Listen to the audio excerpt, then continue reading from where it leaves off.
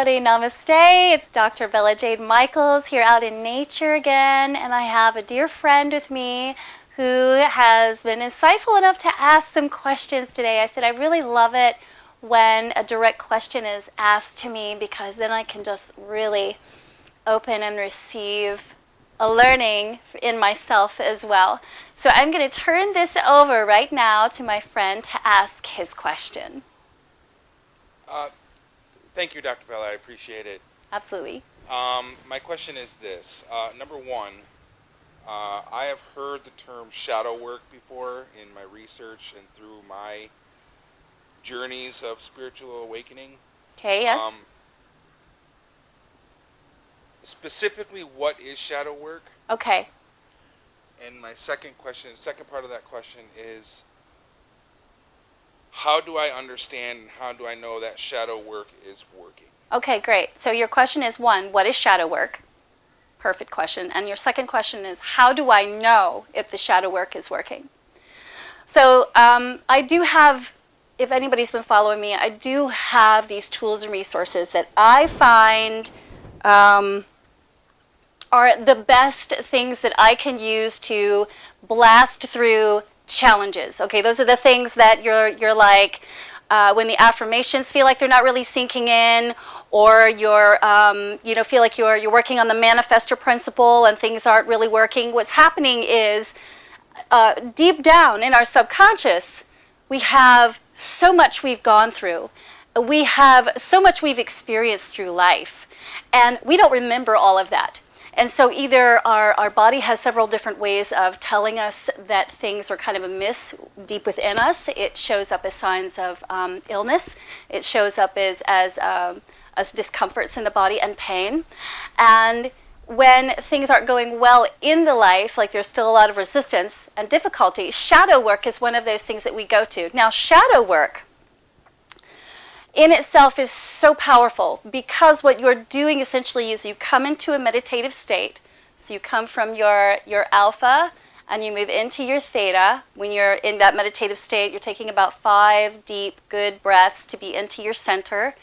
And then you're coming into a space and you want to visualize. That's very important for this process. Okay, so your capacity to dream and see and visualize is really important in your state of healing. So shadow work, when you're in this meditative state, you're going to sit in like the center. And you sit in this space as the whole person you are now. What you know, your wisdom, your love, your compassion. That's what I mean by what you know. And you sit here and you ask that your shadows come and circle you. Now that might seem like a really scary thing to say. I'm going to sit in the middle of all of my shadows and my fears and stuff like that. But you are centered in a space of presence, so nothing can hurt you. You're asking these parts of you that want to be seen and are really trying to be heard, and because we're missing the mark, they're showing up in circumstances in our life that are usually not so pleasant. Does that sound familiar? Now in that shadow work that you're talking about and allowing those things to come in, Yes. what is that going to look like? Okay. Well, I'll tell you, it looks different for everybody. But here's what mine looked like, and that might be a good example for you. When I got into my space of doing shadow work, I sat there as a space of a mother. Essentially what I'm doing is I'm coming to meet my inner child that has represented itself in the many masks of shadows. And so I'm going to see shadows around me, and they tend to not have faces. They kind of are structured different, but they have different values. So for example, for me, I sat and I said to myself openly, "First shadow, come to me. What is your name?" And now the shadow will always give you a feeling or representation. For example, my name is fear, or my name is doubt, or my name is shame, or not being enough, or no one heard me, and it will start to unravel. And really you're listening to this child. At first it seemed like I was surrounded by a room of shadows.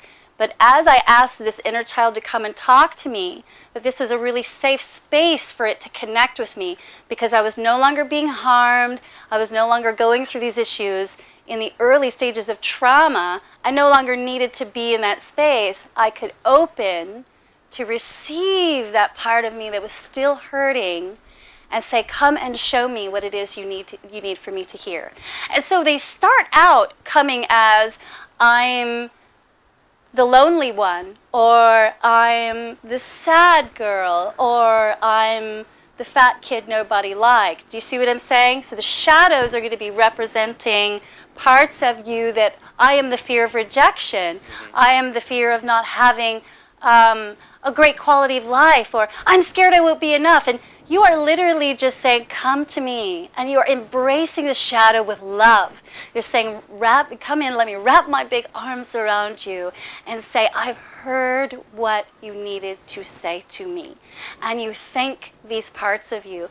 And as you're opening up to tell your inner child that you're no longer being hurt or terrified or terrorized, or you can come and let the big person live the life now. It becomes much more of this little child finally being cared for. Does that make sense to you? There's this feeling of security because at the very essence of who we are, where we start life, is in that kundalini, that part that is your root. And that is all about security and safety and feeling protected. And if you didn't get those in the early stages of life, that part of you holds blocks. So most of your shadows start right there with that kind of trauma. As you're bringing all of that in and saying you are now safe, you are free to express yourself, I love you, I see you, what happens is they just dissolve. I mean, you just see the little you. All of these things, it's like it's just wanting and has been waiting to tell you the story for its whole life, and it never got the chance to really talk. So when you're coming into shadow work, it's one of those moments where you get to sit down and really listen, not from the space of the old idea of, that ego and that inner critic. And, there are definite tools that we use where that pops those things up. And the shadow work is so much more about being the nurturing caregiver of the inner essence of you, of that true, loving, innocent child of you, that this is how it births. And what happens is you come into that and you're just looking. You want to remember you're observing. So as your inner child is telling you these things, you're not running in and getting emotional and getting too caught up in it. You're not trying to get caught up in the stories of the shadows. You want to observe the stories of the shadows, okay, because they've come from some place. But in your presence, you're staying solid and centered and very open and compassionate. And when you're in that space, it doesn't leave room for judgment, see?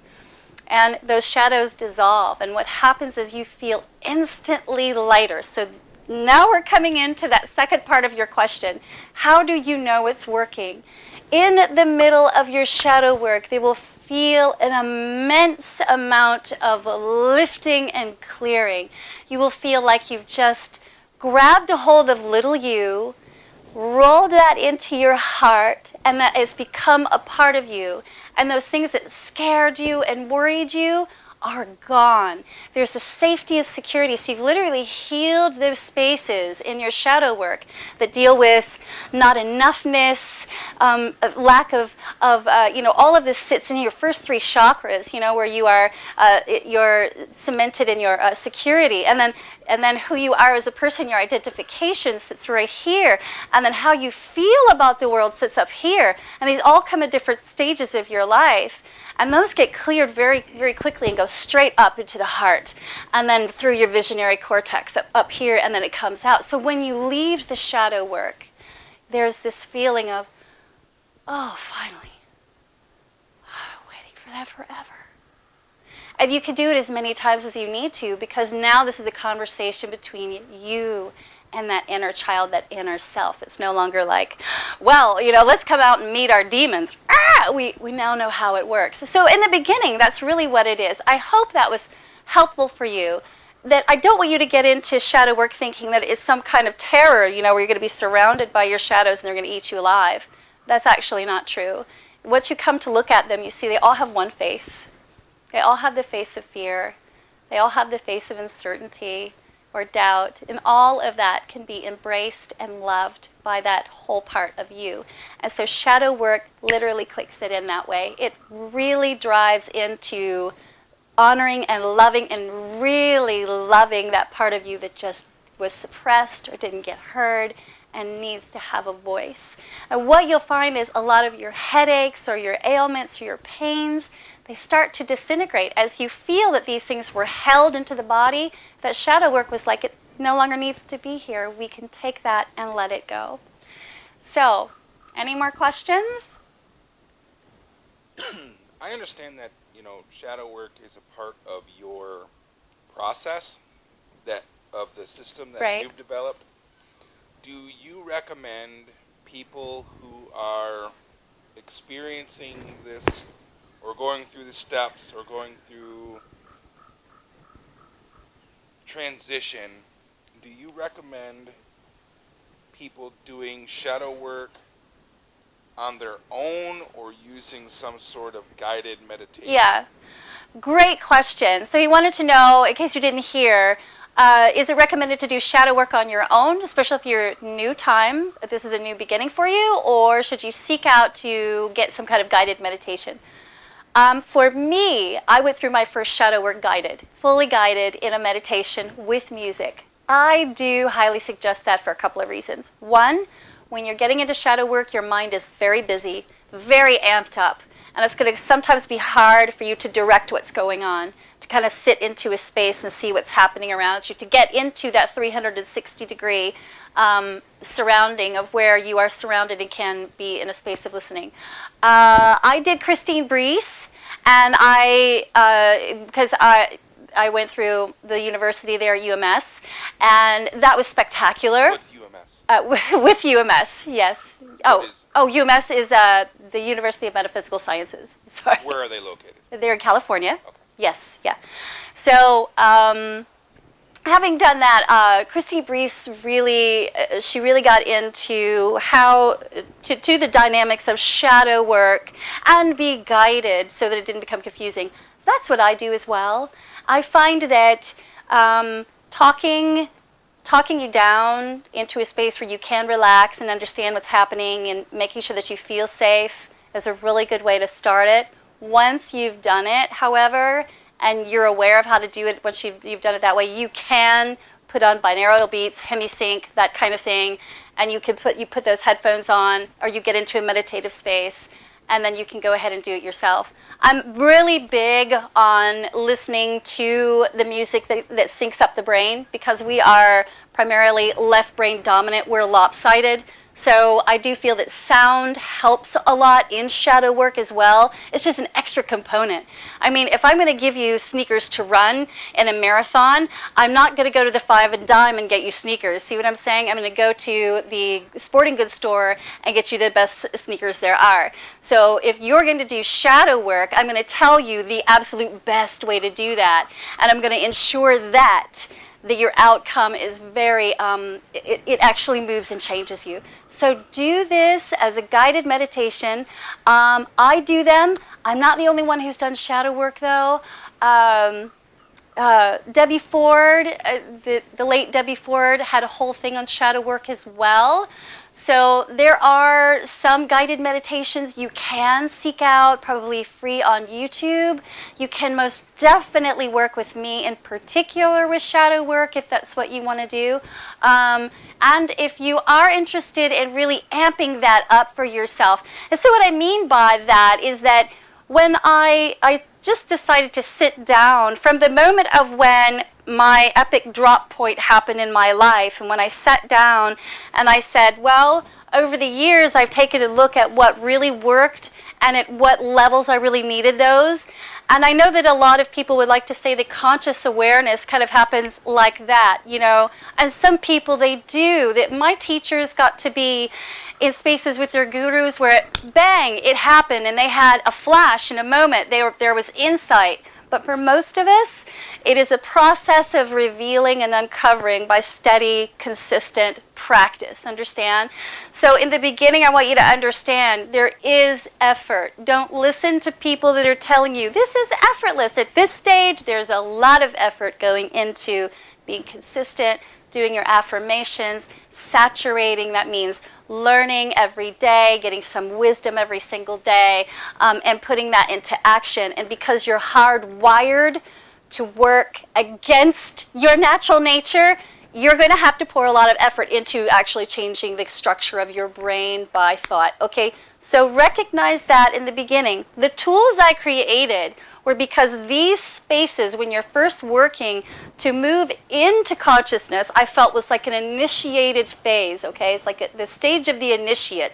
And you're moving through it until you get to a point where once you walk through this gate, it's like Mooji says, this invitation, you walk through this gate, that stuff is gone. And this becomes your new natural norm. So now doing mirror work, affirmation, shadow work, now doing these things that I implement become a natural process, inquiry. Instead of going into your thought and your victimization, you now go straight into what needs to happen for this particular work. What stage of this is it in? If it's in very base consciousness, by the space we're starting is very dense, we do things like inquiry, shadow work, mirror work. Yes, you do that later, but it's even revealing more and more and more. And see, it never stops. You see what I'm saying? It never ends. That's the beauty of it. There's no getting there. You're on the path. You're on it right now. And so shadow work and these other things are actually just helping you clear out that stuff ever more quickly to get to the space where you open the gate, move through, and you feel completely transformed or reborn. That's another way to put it. So this is the space you're in. You're walking the initiate's path, the red road to get to the gate. And you're going to be tried and tested, right? Tried and tested all the time. So shadow work and things like this were created by people like myself. Now, no, I did not create shadow work. But people like myself create things like this. They bring these models together because they know this is what accelerates it faster than anything. I would rather you take the jump, feel uncomfortable, get the stuff out of there, feel amazing, and really put your effort into this instead of go through the rest of your life feeling like I'm just struggling and trying and I don't know how to make it and I'm really frustrated. And that becomes your model of living. And that's just long-term suffering. So for me, if we're talking about getting in and doing consciousness, and we're talking about doing that work, we're talking about accelerating it. I want to know, from the point you're here, when you're dropping, where it is you want to be, how free you want to be. You've got to have an image of what you want there, and we're going to get you there. We'll get you there. And there's going to come a point where I can no longer hold your hand with these tools. You'll have to have it yourself, and that's the whole point, is I can guide you, help you, but I don't want to be your crutch, okay? I don't want you to lean on me forever. You got to be the big birds and fly out the nest. So the practices work, and don't be afraid to use them. So any more questions there? No. No? Okay. Thank you so much, Dr. Okay. Bella, for Yeah. answering my questions. I mean, absolutely. Reach out to me. I really appreciate it. Yes, on this video, of course, we're going to have ways to link up with me. Subscribe to my channel on YouTube. Meet me out on Facebook. Join me on Instagram. I really look forward to working with a lot of you, and I want you to know that I don't want you to be discouraged. Okay, no matter where you are on the path, no matter where you are in your space of consciousness, even if you feel like you've been working at it for years and years and years, this could be just a tiny tweak. And I'm telling you, just going through these spaces here where you're working on this, it ejects you very quickly. So the most you can expect out of this, and I'll be honest, you'll come through your shadow work feeling really great. And you may be on a couple of days of a high, buzzing, kind of blissful feeling. And then you may feel a pull down back. And I want you to just recognize that that's contrast, it's flux and flow. There's things with every moment that we have to see as clarity that comes out of a situation that we just, if we can see it for what it is, we don't get terrified by it or terrorized by it, okay? So in doing that, I want you to know that there is a definitive way to freedom. And there are things that we can use to help us surrender, because that's all we're doing. This stuff is in the way, and I'm telling you, it can seem insurmountable. You could be going for that job. You could be waiting on an income to come in. You could be trying so dang hard on attempting to make it and have all kinds of obstacles. And these kind of things just do the brushstroke. They get them out of the way. Because remember, the universe is aspiring to do you good, right? Yes. All right. And when that happens, that means when you are going, something's blocking you. It doesn't mean that's the route.